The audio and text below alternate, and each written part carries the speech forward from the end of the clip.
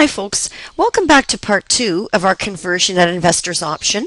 And what we're going to do here is we've added a requirement to this problem. In this problem what we've done is we've added a requirement number 7. So what would happen if part of the bonds, not all of them, but part of the bonds were converted at the investor's option before maturity? Our question isn't set up like that, but that could happen. So let's see how that would work out. So in our new scenario, let's assume that 25% of the bonds were converted by the investor at their option on January 1st X3, which is after the December 31st X2 interest payment. Now you remember that in our question the convertible bond was actually issued on January 1 X1 and semi-annual interest was being paid. So here we are a few periods down the road, and now they're deciding to convert before maturity, but not converting everything. They're converting only part of the bonds. So let's do this in steps. The first thing we would need to do is we need to remove the bonds that are being converted because shares are being issued. So we need to find the present value of the bonds to be converted at the conversion date, right? So the conversion date is going to be here, January 1st X3. So at that date, we need to just remove the bonds at their face value. That's 25% of the 10 million in bonds. And we also need to remove any remaining unamortized discount on the 25% of the bonds we're converting, because the bonds aren't going to be there. They're not going to get another interest payment. They're not going to be there. So in any way, we need to find the present value of the bonds that are being converted into. First thing we need to do to find that present value is to find N, which is the number of remaining interest payments. So to find the present value, let's find N at the conversion date. Now we already know that we made 4 payments already. We've made 4 payments on the bond interest.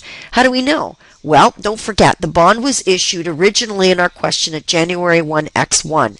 So we made our first payment 6 months down the road, June 30th X1. Our second payment 6 months after that, December 31st X1. Our third payment 6 months after the December 31st one, which is at June 30th X2. And then our last payment that we made just before we retired the bond, or we converted the bond, was December 31st X2. So because we've made 4 interest payments, we're going to take our N, which was originally 30 because it was a 15-year bond, minus the 4 payments. So at the conversion date, January 1 X3, we're going to use N equals 26 to figure out the present value of the bond. We're only going to calculate the present value, not of 10 million in bonds, only the bonds that we're converting, which is 25% of them, which is 2.5 million. So to find the present value of 2.5 million in bonds, we're going to use our future value equal to 2.5 million. So we've got 2.5 million, and because it's an outflow to Blue Cliff, we would put a plus or minus FV.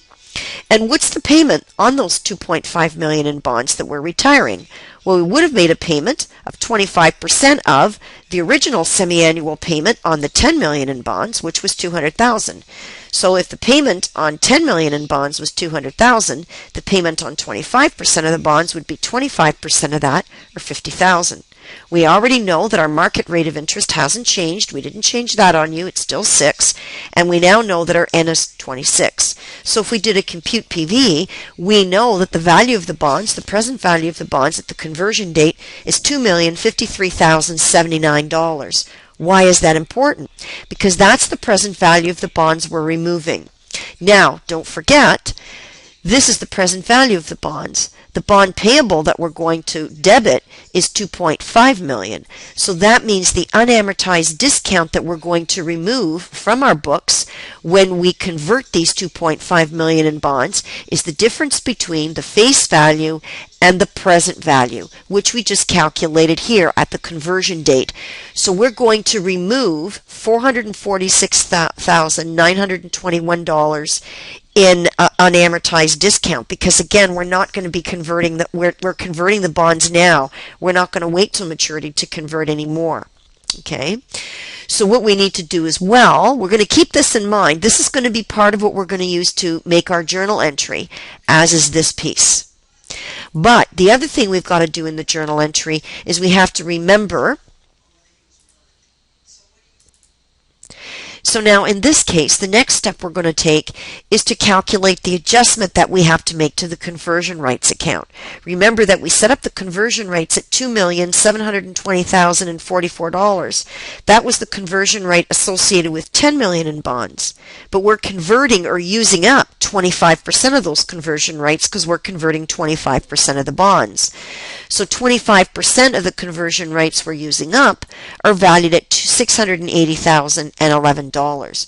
So we're going to debit the conversion rights for that amount because we're using them up. The other thing we need to do at conversion is we need to process a credit to common shares. And you'll remember from a previous requirement in the question, we're going to use the book value method to calculate the credit to common shares. So in this third step, we calculate the common share credit as the present value of the bond at the conversion date plus the value of the rights at the conversion date. We already know the present value of the bond. We calculated it up here. We already know the value of the conversion rights that we're converting, or the value of the rights that we're using up, which is $680,011. We calculated that up here. We're using it here. So the book value method would tell us to credit the common shares for the total of the two, which is $2,733,090. So now at conversion on January the 1st, our journal entry would be to debit the bonds payable for $2.5 million and remove any of the unamortized discount that we're no longer going to amortize because we're not having the bonds till the end of 2000x15. The other thing we're going to do is remove the contributed capital on the conversion rights that we calculated up here at $680,011.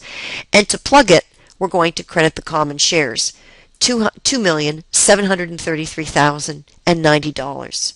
So this concludes our requirement 7 that we added to our question to show you how we would handle the conversion of bonds, a partial conversion, when they're converted before maturity. So hopefully you found the second part helpful.